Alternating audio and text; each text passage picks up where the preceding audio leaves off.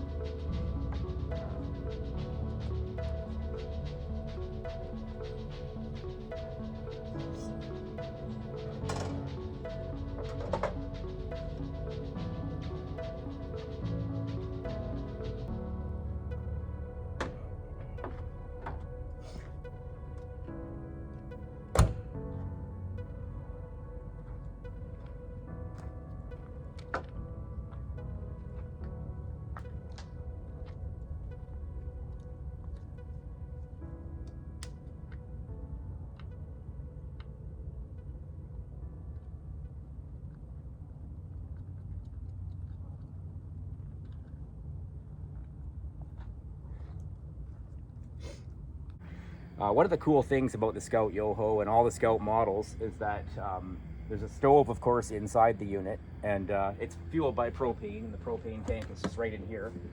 But what's really cool is you can remove the stove. There's a little port right here to hook up an external hose to the propane tank. I think my hose length is 25 feet or something like that. And then yeah, you remove the stove and you can cook outside, and then it helps just keep smells down and stuff like that inside the camper, because I find that they tend to linger if you do cook in there.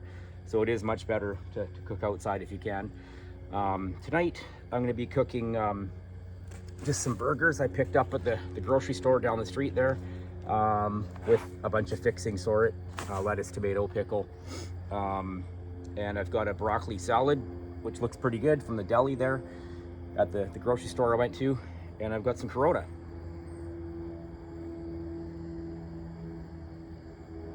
So I'm gonna get started on this now.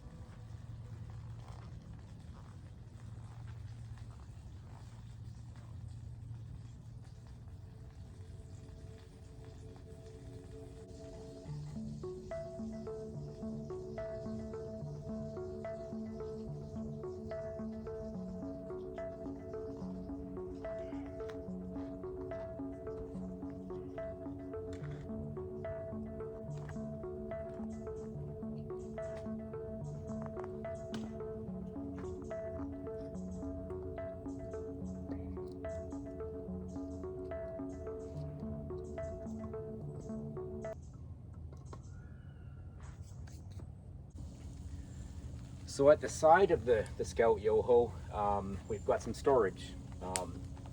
Not huge, but does the trick. I keep leveling blocks in there in case I'm on some uneven ground. I'll level the truck out with that. But you can store just about anything in there. We keep life jackets for our paddle boards in there and stuff like that. Okay, so my Scout Yoho is on a Ford F-150. I used to have a Ford Ranger, and I was considering buying the Yoho for the Ranger, but I found that there was some payload issues. By the time I factored in I'm going to be having like a really heavy bike rack that holds like 5 bikes, paddle boards. By the time you add water, beer, clothes, whatever else, more beer, the weight really adds up. So I decided to go with the Ford F-150. This particular truck, the build on it has a really high payload. It's around 1,850 pounds. The Scout weighs give or take 1,000 pounds. So I've got about 850 pounds to play with, which seems to be enough, I think. One of the cool things then with the Yoho is that it is a little bit narrower than the Olympic, which would fit on this truck. The Olympic, of course, is bigger inside, and it's better for that reason, but then it does weigh more, so then you're running into payload issues potentially, depending on what else you're carrying. But one of the things that I liked about the Yoho fitting on the F-150 is that I've got more room down the sides between the truck bed and the camper. So I'll put firewood down there, camping chairs, a tent for like over a picnic table or whatever. So it's nice to have that extra storage room for stuff that you want to store outside the camper anyways. Okay, I think these burgers are about done here. I've got my plate done up there with the broccoli salad I was mentioning and all the fixings for the burger. I'm going to load it up and have a seat by the fire and enjoy this.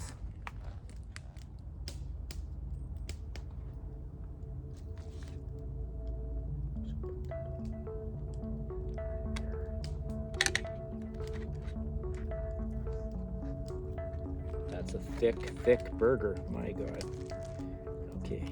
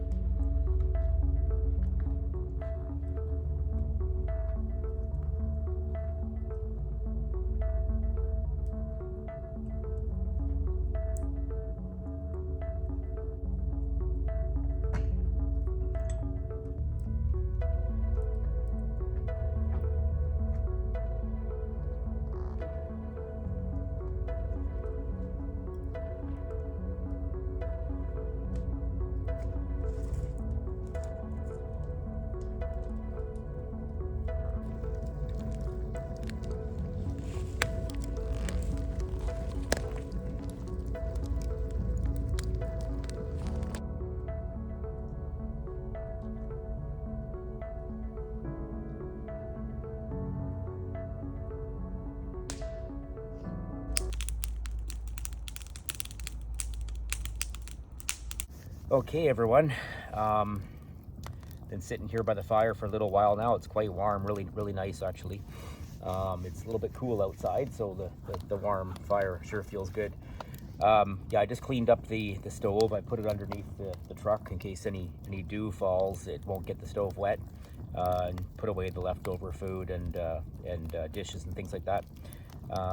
It's getting a little bit later now. I'm gonna head inside the camper pretty soon. I got to clean up a little bit in there, and then my favorite hockey team is playing tonight, so I'm going to watch a replay of that game. And I will continue the tour in the morning and show you the inside of the Scout Yoho. Good morning, everyone. Had a great sleep last night. It's very quiet here at the campground. Not many people here this time of year.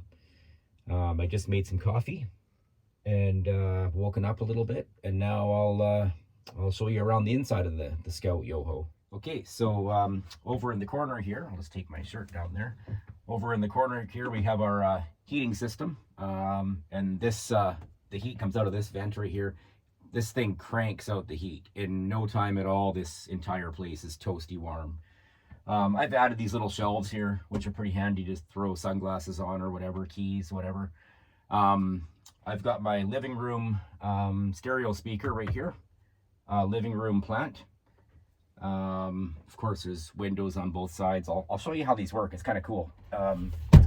So you just click them open, and you got different settings you can open them up at. But it's pretty cool. So it's got a bug screen that goes up. It's got a privacy screen. Okay, so over to the kitchen. It's pretty cool. So this is a Lifesaver jerry can. I think it holds about 5 gallons or so of water. But I was mentioning earlier, what's cool about this whole thing is that it's everything's meant to be removed and used outside. This water container, of course, you can remove it. It's meant to be filled up in lakes or streams. It's got a filter in it to clean the water. But you can basically live off grid with this thing because you can get water from anywhere. It's actually got solar panels as well, and I've actually never depleted the battery once, and I've been out for days at a time, so it's crazy. It must draw way more power than it needs, I guess. Sink under here, we added this little mirror so you can brush your teeth. You can see your face in the mirror here. I have that draining outside into the truck bed into a just another jerry can type of thing. Added a paper towel holder up here. I was joking a little bit about cheating making coffee. I'm actually using like a cheap household sort of coffee maker here, electric coffee maker. I probably will get another system as well that's more of a camping style, but this is quick and easy. I've got that connected to a Jackery power system down there. It's kind of like backup power and gives me AC power as well. And the fridge is essentially an electric cooler. Good size for, you know, a short period of time, in 2-3 days, food, beer, whatever else. Yeah, storage is everywhere underneath. Ventilation system up here as well. This thing really sucks out the air. I'll show you in a second, but there's windows at the front, and if you open those windows at the front and turn this on, the air just flows right through here. So on a hot summer day, it can really be quite cool in here. You get really good air circulation. Okay, back at the kitchen table here. It's pretty cool. I didn't really show you this yet when I had the chance there. This table swivels anywhere in this unit. It's really cool. So you can just move it around however you want. It does drop down to form a bed here as well. My son will sleep here quite often. And it's actually long enough for me to sleep. I'm 5'8"-ish, and it's actually long enough for me to sleep there as well. Behind me here, so let me see here. So this side here, this bag is a Scout bag attached to the ceiling. I use it as like a pantry. So I don't remove it from the camper at all, but I keep the coffee maker in there and just other like basic supplies for the kitchen generally. This other bag though, I bring that in and out of my house. So if I'm going on a trip, I'll load up clothes and stuff like that. So this is essentially my walk-in closet right here. The bed, is pretty cool. So I'm about 5'8", and I can sleep east to west, no problem. I've got definitely a few inches to spare. My wife can sleep east to west as well. It's a little bit tight having 2 people sleep east to west. So what's cool is this will pull out. And I don't know what that adds, another 3 feet here, 2 to 3 feet. Now there's cushions that go in here, of course, and then what's cool is you can sleep north to south, and you'll get more head and foot room if you're a taller person.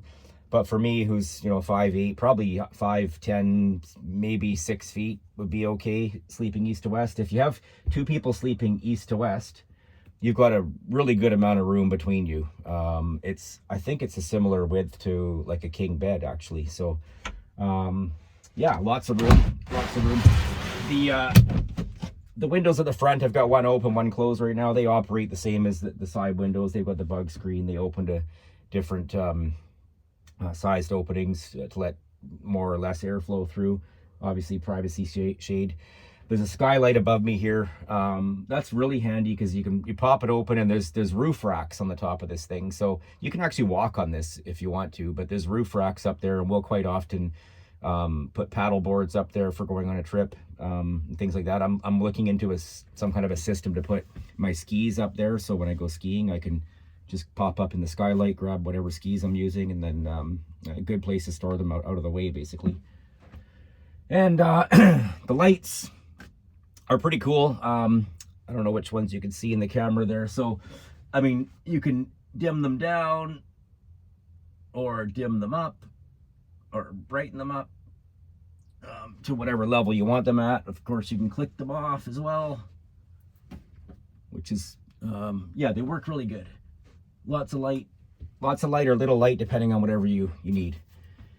And I think that's about it, other than, like, there's the power system below and the storage. I could show you all that as well, but I don't know how exciting that would be. But that's about it. I think I'm gonna just finish my coffee here and might make a little bit of breakfast. I'll probably have some eggs on toast or something like that. I'll probably make that outside. I still have the stove out there from last night. And then I'm gonna hit the road.